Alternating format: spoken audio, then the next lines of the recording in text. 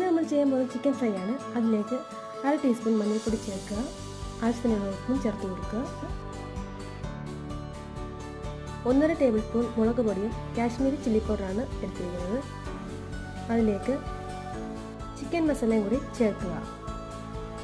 അതിനുശേഷം ഇഞ്ചി വെളുത്തുള്ളി പേസ്റ്റ് ചേർക്കുക. അല്പം വിനീഗർ കൂടി ചേർക്കുക. ഇതെല്ലാം ചേർത്തതിന് ശേഷം നന്നായിട്ട് ഇതെല്ലാം കൂടി മിക്സ് ചെയ്തെടുക്കുക.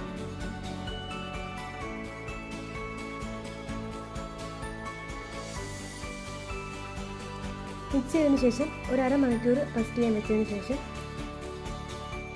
എല്ലാം നന്നായി വറുത്തെടുക്കുക.